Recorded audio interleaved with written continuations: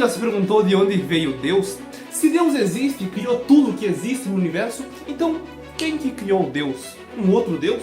E quem criou esse outro Deus? Um outro Deus depois dele infinitamente assim? Fica comigo nesse vídeo, pessoal, porque eu vou tentar responder essas perguntas e muitas outras de uma forma satisfatória, usando embasamento na ciência, na filosofia, para tentar trazer respostas sólidas e coerentes que realmente façam sentido para essa questão. Eu sou o Victor Daniel de Lima e eu só estou fazendo esse vídeo daqui, pessoal, graças à pergunta da Ana Lu, que perguntou em um dos meus vídeos do Instagram: quem que criou Deus? Então, se você quer ver a sua pergunta transformada em um vídeo aqui no YouTube, ou até mesmo lá no Instagram, faça ela aqui nos comentários, ou então você me segue lá. Se ela for uma pergunta interessante, eu posso fazer um vídeo com ela, ele quebra, você ainda entra pra história do canal, é claro. Tá bom, Victor, chega de encher linguiça e vamos para o que realmente interessa agora.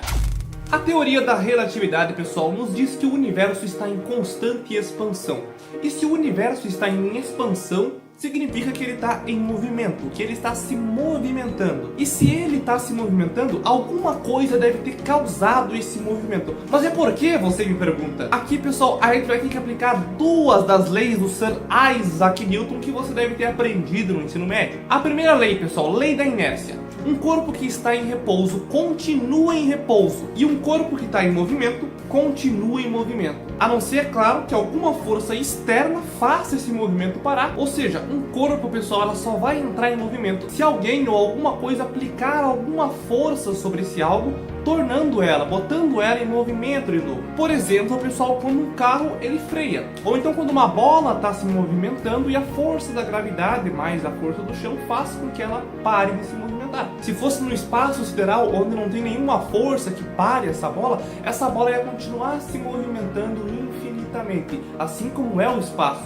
que está se expandindo infinitamente. Mas se essa bola está se movendo infinitamente para o espaço, alguma coisa deve ter dado o toque inicial. Porque se nada deu o toque inicial, então ela continuaria em repouso, como Sir Isaac Newton afirmava. A terceira lei, pessoal, afirma que para toda ação existe uma reação igual e oposta. Mas, Victor, não me venha com essas tuas filosofadas aí, ó. O que isso aqui quer dizer? Basicamente, pessoal, se eu aplico uma força sobre alguma coisa, essa força volta para mim. Nós podemos entender isso através de um soco na sua palma. Quando você soca a sua palma, não é só a sua palma que sente a força da que você causou, mas o seu punho também. Quando você soca, ambos sentem a força. Ou seja, a força que você aplicou com essa mão daqui, nessa mão daqui, ela volta pro seu punho. E você consegue fazer vários testes com isso, pessoal. Por exemplo, se eu aplicar uma certa força na ponta desse lápis aqui, toda a força que eu estou aplicando com essa mão,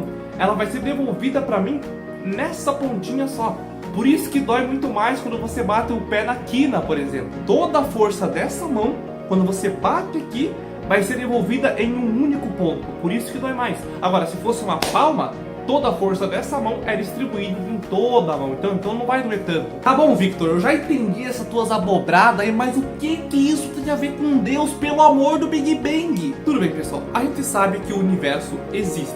Ninguém vai negar que o universo existe. A gente sabe que o universo existe e que ele está em expansão, ou seja, que ele está em movimento. E se o universo está em movimento e se expande o tempo todo, alguma coisa deve ter causado esse movimento. Ou seja, o motor que criou o universo deve ter uma força igual ou muito maior do que o próprio universo. Como a gente acabou de ver no exemplo de Newton, tudo que vai, volta. Então uma coisa que tem o poder de criar todo o universo, essa força volta para você. Ou seja, ela tem que ter o poder de criar isso. Ou então um poder muito maior do que esse movimento. Ou seja, do que a explosão que deu origem a tudo que existe no universo. Como a gente acabou de ver nas leis de Newton, tudo o que vai, volta.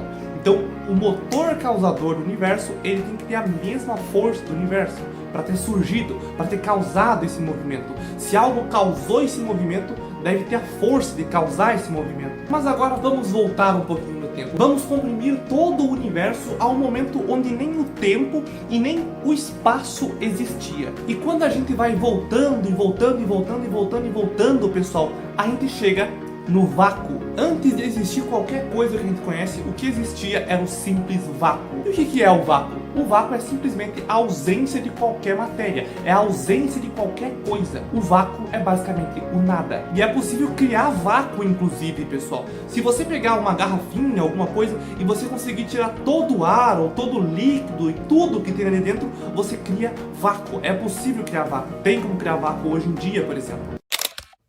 Ok, estamos no vácuo, sem movimento, sem tempo, sem grandeza ou unidade e medida alguma. Chegamos finalmente, pessoal, na origem de Deus. Mas agora, pessoal, para continuar esse vídeo daqui, eu vou ter que fazer uma pergunta para você. A consciência, ela ocupa espaço no universo? Comenta aqui embaixo rapidão o que você acha disso. Na física, pessoal, matéria é tudo aquilo que ocupa lugar no espaço.